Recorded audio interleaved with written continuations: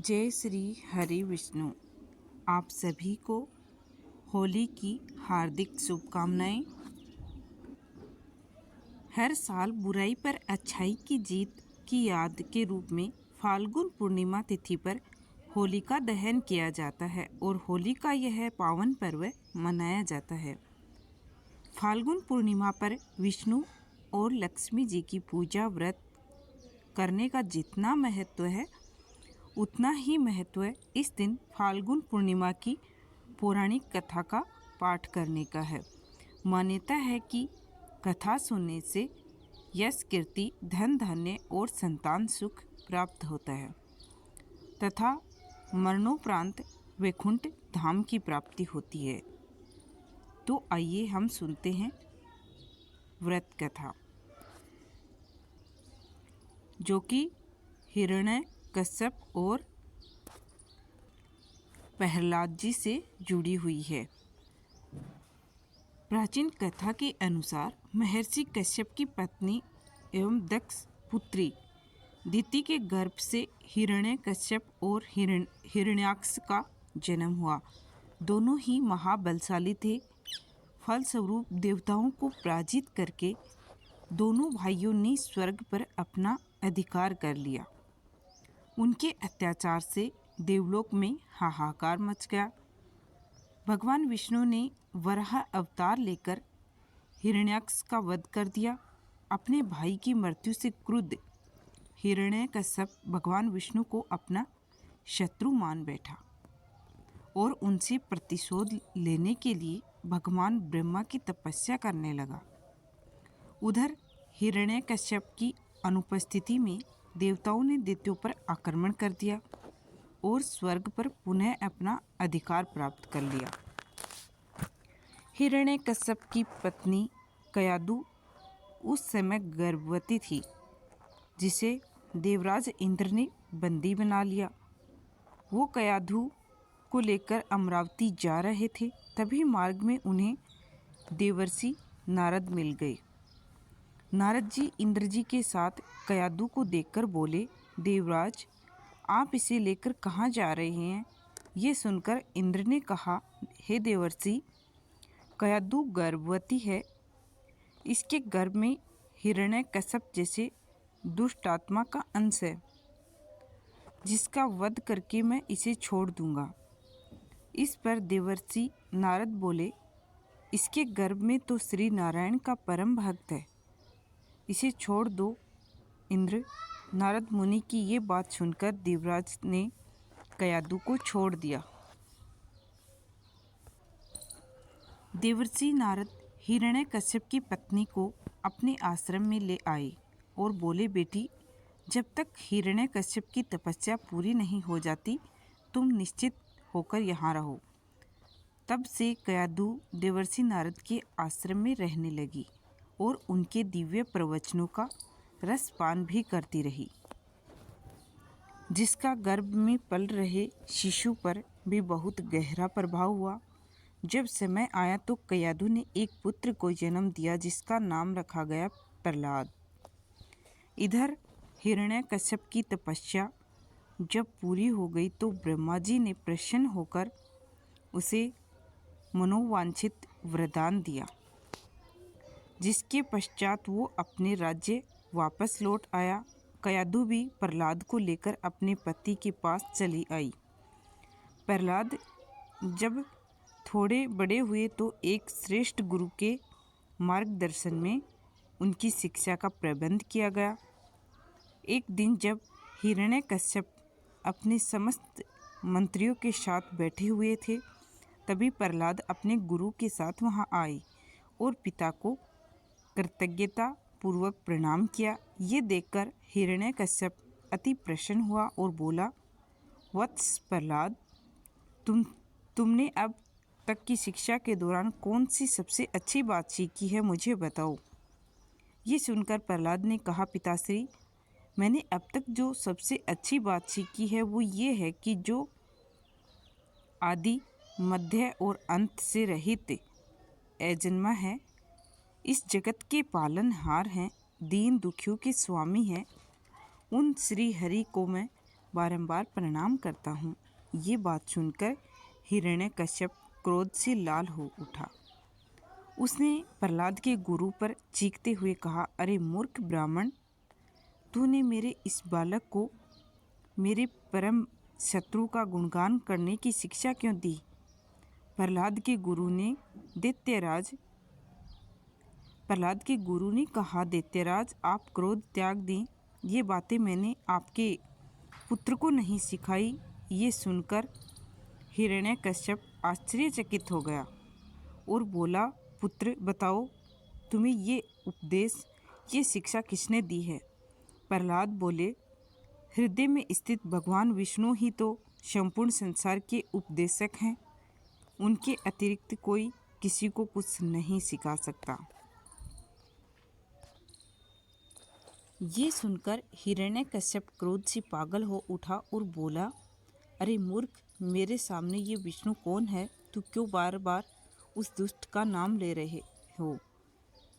क्या तू इसका परिणाम जानता है? हिरण्यकश्यप ने प्रहलाद को बहुत समझाया। मृत्युदंड का भय दिखाकर भी विष्णु भक्ति से दूर करना चाहा, परंतु प्रहलाद के मन से भगवान विष्णु के प्रति श्रद्धा तनिक भी कम ना हुई। इसके पश्चात क्रोधित हिरण्यकश्यप ने अपने सेवकों को आज्ञा दी कि इस दुरात्मा को मौत के घाट उतार दो। इस शत्रु प्रेमी से मुझे कोई लाभ नहीं है। यह कपूत तो अपने ही कुल का नाश कर देगा। दैत्यराज हिरण्यकश्यप की आज्ञा अनुसार उसके सैनिकों ने प्रहलाद पर इस तरह तरह के अत्याचार किए और उन्हें मारने का प्रयास किया, परंतु हरि कृपा के कारण वो शव प्रहलाद का बाल भी बांका न कर सके। हिरण्यकश्यप यह सब देखकर बहुत क्रोधित हुआ। उसने अपनी बहन होलिका को आदेश दिया कि वो प्रहलाद को गोद में लेकर अग्नि में बैठ जाए, क्योंकि होलिका को यह वरदान प्राप्त था कि अग्नि से उससे कोई हानि नहीं होगी। अपने भ्राता का आदेश मानकर होलिका भक्त प्रहलाद को अपनी गोद में लेकर अग्नि में बैठ गई। उस समय प्रहलाद हाथ जोड़कर आंखें बंद कर निरंतर प्रभु ध्यान में मग्न रहे और नारायण नारायण का जप करते रहे। हरि कृपा के फलस्वरूप प्रहलाद अग्नि में बैठकर भी सकुशल बच गए, किंतु होलिका उसी आग में जलकर भस्म हो गई।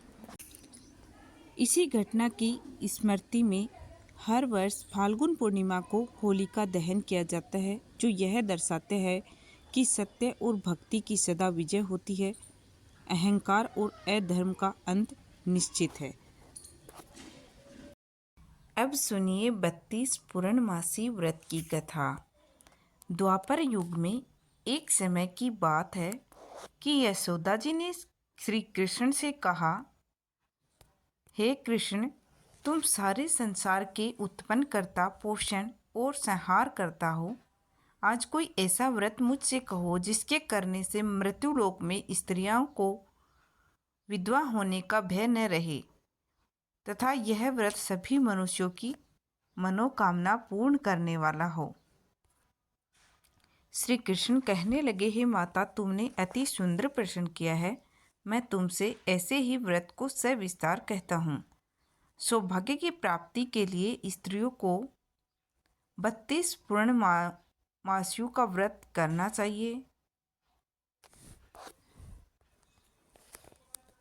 इस व्रत को करने से स्त्रियों को सौभाग्य संपत्ति मिलती है। यह व्रत अचल सौभाग्य को देने वाला और भगवान शंकर के प्रति मनुष्य मात्र की भक्ति को बढ़ाने वाला है। यशोदा जी कहने लगी, हे कृष्ण, सर्वप्रथम इस व्रत को मृत्युलोक में किसने किया था? इसके विषय विस्तार पूर्वक मुझसे कहिए। श्री कृष्ण जी कहने लगे कि इस भूमंडल पर एक अत्यंत प्रसिद्ध राजा चंद्रहास से पालित अनेक प्रकार के रत्नों से परिपूर्ण कातिका नाम की एक नगरी थी। वहाँ धनेश्वर नाम का एक ब्राह्मण था और इसकी स्त्री अति सुशील रूपवती थी। दोनों ही उस नगरी में बड़े प्रेम के साथ रहते थे। घर में धन धान्य की कोई कमी नहीं थी। उनको एक बड़ा दुख था। उसके कोई संतान नहीं थी, जिस वजह से वह दुखी रहते थे। एक दिन एक बड़ा तपस्वी योगी उस नगरी में आया। वह योगी बाकी सब घरों से भिक्षा मांगकर भोजन किया करता था, लेकिन उस ब्राह्मण के घर से भिक्षा नहीं मांगा करता था। एक दिन योगी गंगा किनारे भिक्षा मांगकर प्रेम पूर्वक खा रहा था कि धनेश्वर ने योगी को यह सब करते देख लिया। अपनी भिक्षा अनादर से दुखी होकर धनेश्वर योगी से बोले, सभी घरों से भिक्षा लेते हैं आप, परंतु मेरे घर की भिक्षा कभी भी नहीं लेते, इसका कारण क्या है? योगी कहने लगे कि आपके धर्म हमें इस बात की आज्ञा नहीं देता है, क्योंकि अभी आप गृहस्थ जीवन में एक सुख से वंचित हैं। आपके घर संतान होने पर मैं आपके घर से भिक्षा स्वीकार कर लूँगा। उन्होंने कहा कि जिसे संतान नहीं है उसके घर से भिक्षा लेने से मेरे भी पतित हो जाने का भय है। धनेश्वर यह सब बात सुनकर बहुत दुखी हुआ और हाथ जोड़कर योगी के पैरों पर गिर पड़ा और दुखी मन से कहने लगा कि आप मुझे संतान प्राप्ति के उपाय बताएं। आप सर्वज्ञ हैं, मुझ पर अवश्य ही यह कृपा कीजिए। धन की मेरे घर में कोई कमी नहीं, लेकिन मैं संतान न होने के कारण अत्यंत दुखी हूँ। आप मेरे इस दुख का हरण कीजिए। यह सुनकर योगी कहने लगे, तुम चंडी की आराधना करो। घर पहुंचकर उन्होंने यह सारी बात अपनी पत्नी को बताई और खुद वन में चला गया। वन में पहुंचकर उसने चंडी की आराधना की और उपवास किया। चंडी ने 16वें दिन उसको अपने स्वप्न में दर्शन दिए और कहा कि हे धनेश्वर, जा तेरे पुत्र होगा, लेकिन उसकी आयु सिर्फ 16 वर्ष होगी। 16 वर्ष की आयु में उसकी मृत्यु हो जाएगी। अगर तुम दोनों स्त्री और पुरुष 32 पूर्णमासियों का व्रत करोगे तो यह दीर्घायु हो जाएगा। जितने तुम्हारा सामर्थ्य हो उतने आटे के दिए जलाकर शिवजी का पूजन करना, लेकिन पूर्णमासी 32 ही होनी चाहिए। सुबह होते ही तुम्हें इस स्थान के पास एक आम का पेड़ दिखाई देगा। उस पर चढ़कर एक फल तोड़कर अपने घर चले जाना। अपनी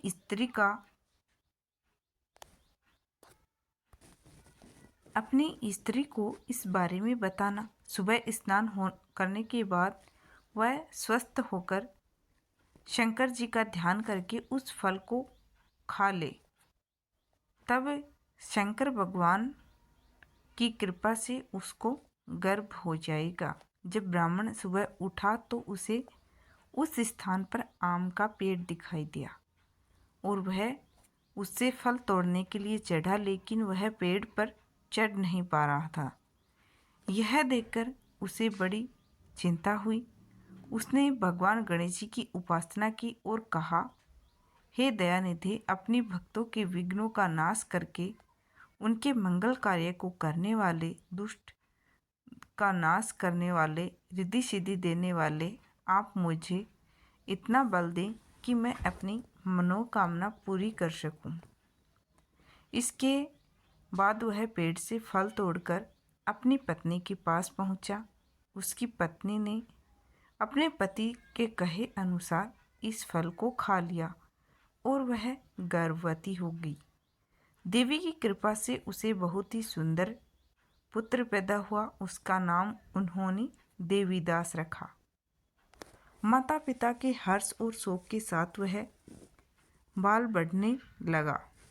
भगवान की कृपा से बालक बहुत ही सुंदर था, सुशील और पढ़ाई लिखाई में बहुत ही निपुण था।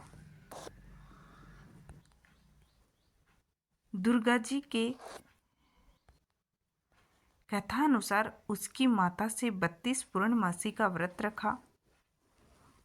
जैसे ही 16वां वर्ष लगा तो दोनों पति पत्नी बहुत ही दुखी हुए, कहीं उनके पुत्र की मृत्यु न हो जाए। उन्होंने सोचा कि अगर उनके सामने यह सब हुआ तो वे कैसे देख पाएंगे।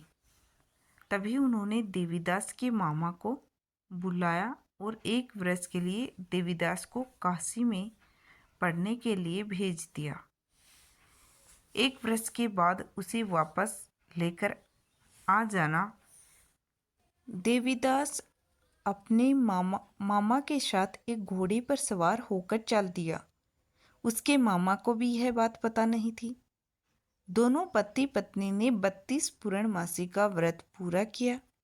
दूसरी तरफ मामा और भांजा दोनों रात गुजारने के लिए रास्ते में एक गांव में रुके। उस दिन उस गांव में ब्राह्मण की कन्या का विवाह होने वाला था। जिस धर्मशाला में वर और बाराती के लोग रुके हुए थे, उसी धर्मशाला में देवीदास और उसका मामा ठहर गया।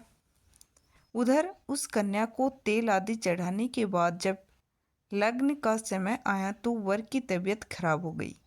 वर के पिता ने अपने परिवार वालों से विचार विमर्श करके कहा कि यह देवीदास मेरे पुत्र जैसा ही है, मैं इसके साथ लग्न करा दूंगा और बाकी मैं सारे काम मेरे बेटे के साथ पूरे करवा दूंगा। ऐसा कहने के बाद वर के पिता देवीदास को मांगने के लिए उसके मामा के पास गए और उन्हें सारी बात बताई। मामा ने कहा कि कन्यादान में जो कुछ भी मिलेगा वो हमें दे दिया जाए। वर के पिता ने बात स्वीकार कर ली। इसके बाद देवीदास का विवाह कन्या के साथ संपन्न हो गया।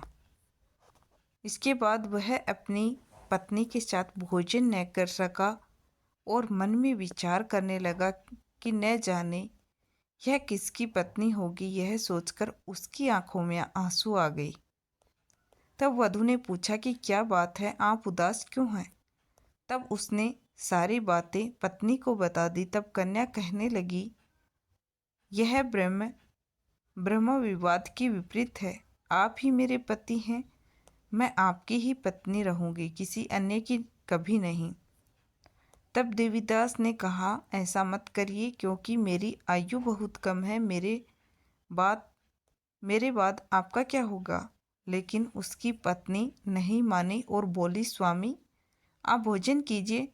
दोनों रात में सोने के लिए चले गए। सुबह देवीदास ने पत्नी को 4 नगों से जड़ी हुई एक अंगूठी दी, एक रुमाल दिया और बोला कि हे प्रिय, इसे लो और संकेत समझकर स्थिर चित्त हो जाओ। मेरे मरण और जीवन के लिए जानने के लिए एक पुष्प वाटिका बना लो। उसमें सुगंधी वाली एक नव मल्लिका लगा लो। उसको प्रतिदिन जल से सींचा करे और आनंद के साथ खेलो कूदो।